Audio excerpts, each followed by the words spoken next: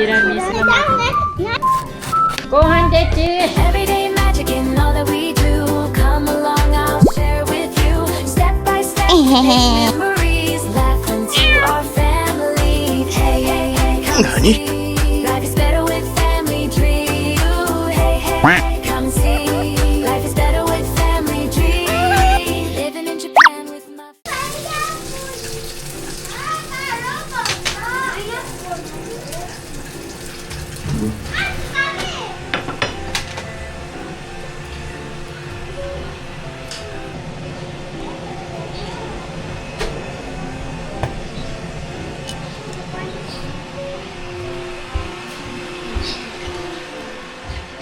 Pare. Pare sa seji.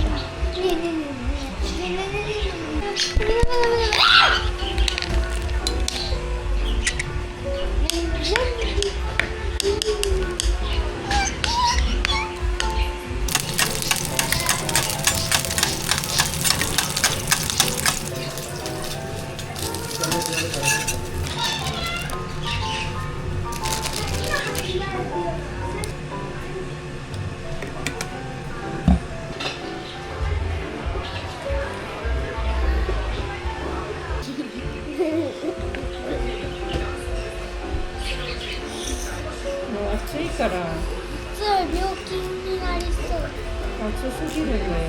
家の中も上暑すぎるじゃん。すごく。おはよう。おはようございます。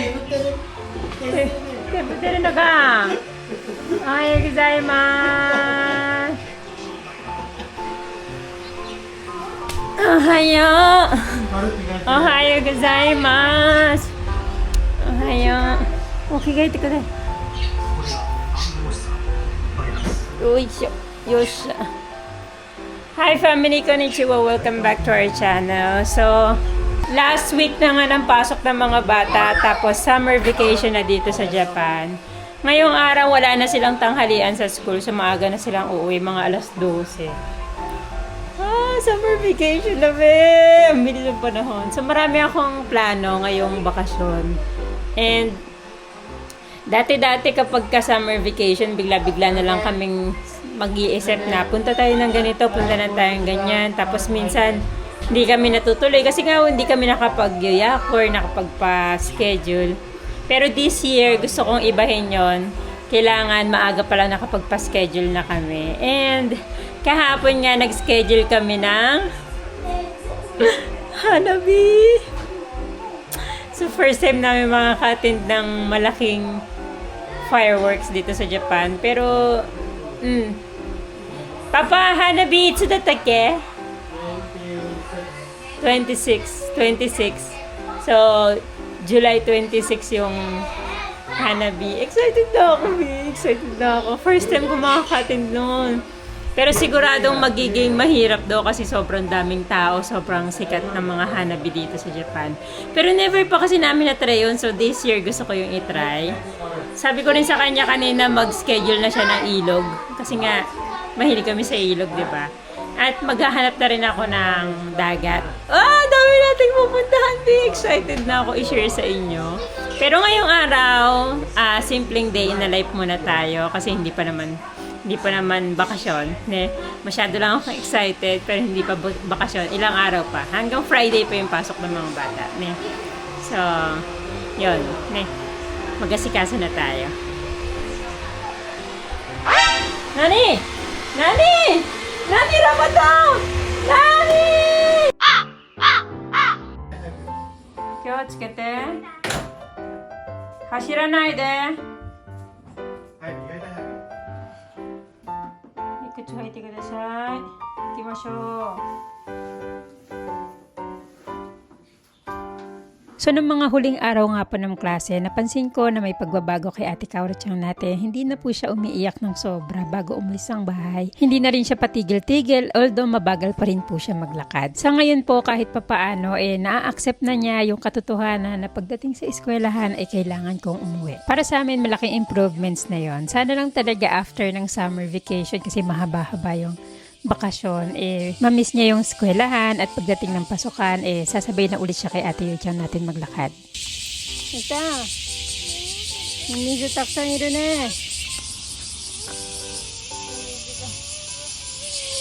So, wakaru, isogo.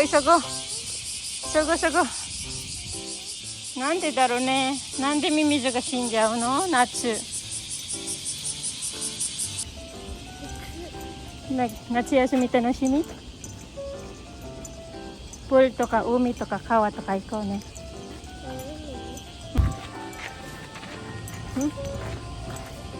頑張ってね、カルちゃん。大丈夫だ。Pag-uwi ko nga sa bahay, nakaayos na si Misaki-chan at napag-almusal na rin po yan ni Papa. Ito yung gusto ko kay Daoming-chi, napaka-maasikaso talaga niya sa mga anak.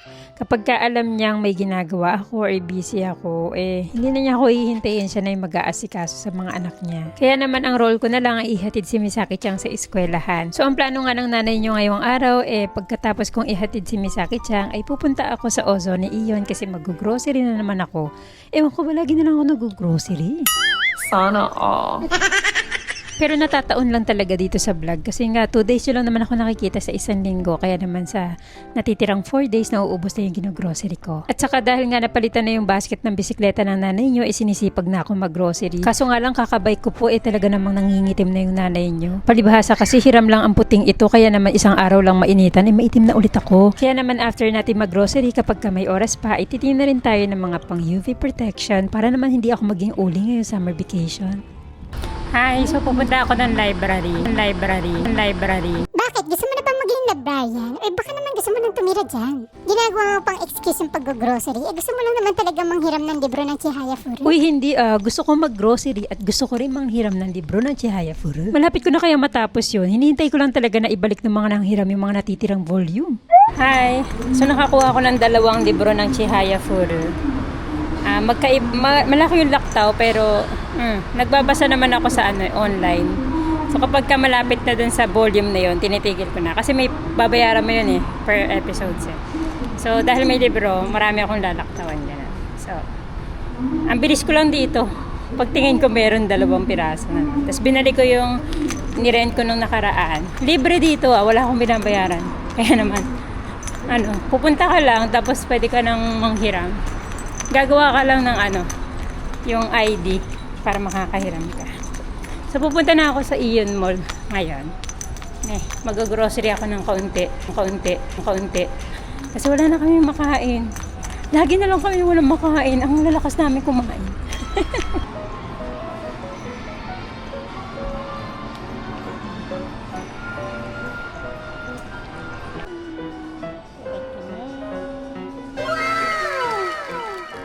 Starbucks? Oo, minsan na tayo pumasok dito. Hindi ko nga alam kung ano orderin ko, kaya kafilatin na lang. At saka itong tinapay na medyo mahirap kagatin. After ko nga mag-almusal saglit sa Starbucks, pumunta na ako sa grocery para mamalengke. Bakit nag-i-echo yung Starbucks? Wala lang, gusto ko lang ipagmalaki na nag-Starbucks ako ngayon, pero hindi na mauulit kasi ang mahal ng kape nila. Ay tara, mamalengke na nga tayo. So konti lang talaga yung gusto kong bilhin ngayon. Kaso nga ng pagdating ko dito, humahaba yung listahan sa utak ko. Parang lahat na makita ko sa paligid kailangan, pero okay lang, kakainin naman namin yan.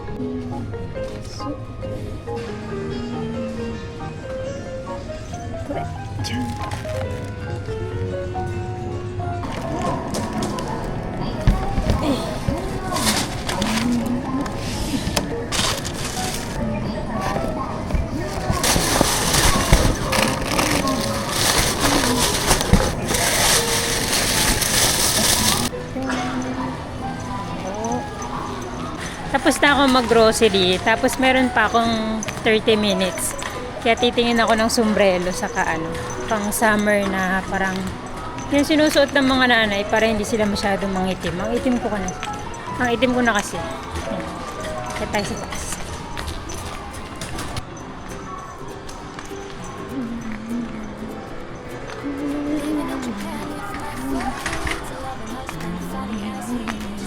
Tignan nyo naman yung katawan ko. Maputi dito, maitim dito. Hindi halata. Pero basta. Tingin ako ng pang-summer.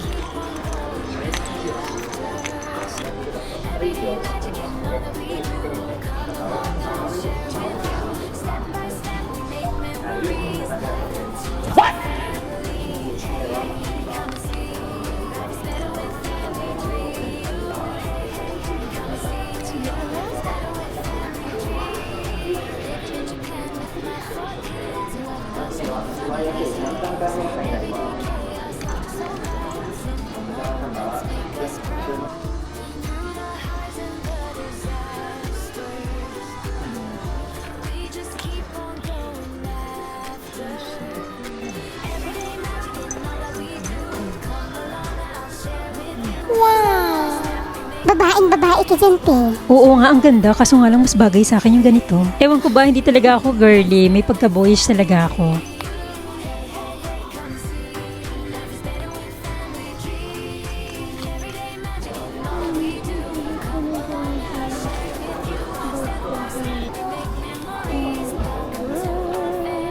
Uwi na ako.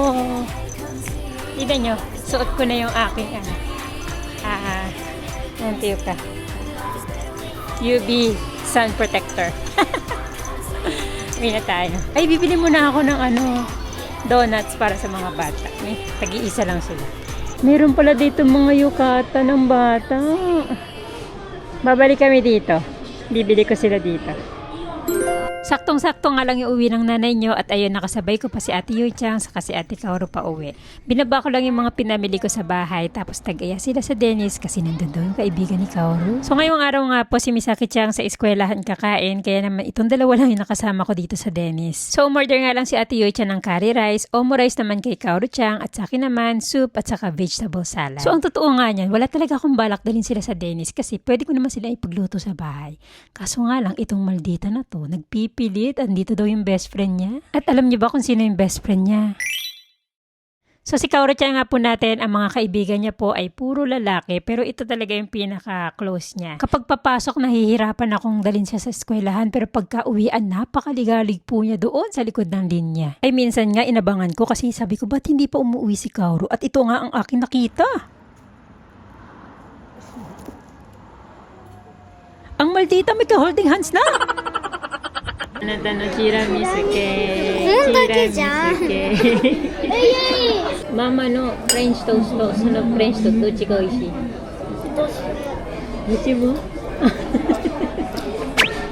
Kinahaponan nga na nakumpleto na yung pamilya natin, ipinadrawingan ko sa mga bata itong mga bag na in-order sa atin ni Paolo at Elaine. So ang sabi nga nila kahit punuin daw ng drawing ng mga bata ay okay lang. Kaya naman hinayaan ko na sila dyan. At ako naman nag-prepare na ako ng dinner kasi magluluto ako ngayon ng shogayaki. Hi family, konbanwa! So ima kara shogayaki tsukuretai to omoimasu! Hi! Asonde agite kudasai!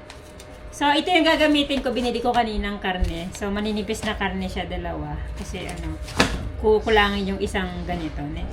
So, magluto na tayo ng hapunan kasi nandito na yung tatay na rin. Nagugutom na. So, itong shogayaki nga po ay parang kamukha lang siya ng gyudon. Ang pagkakaiba lang ay meron po siyang shoga or ginger. So, gagamit nga po ako dito ng isang buong onions kasi medyo marami yung karne natin. Maglalagay din tayo for seasonings ng shoyu, sake, mirin. Nag-a-add ako lagi ng oyster sauce tapos kaunting asukal. Naghiwa nga rin ako dyan ng maninipis na repolyo para ito na po yung gulay natin for tonight. After kong hiwain niya, nilalagay ko lang yan sa malamig na tubig at nilalagyan ko pa ng yelo para siya lumutong.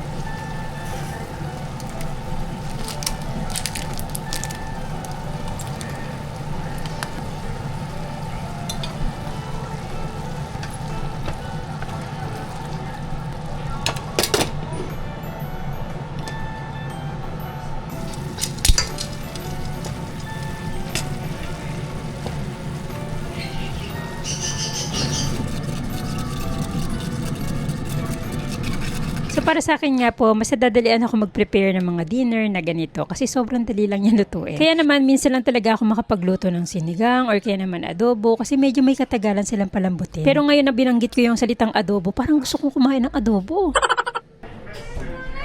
Gohan dechi! Shogoyaki desu.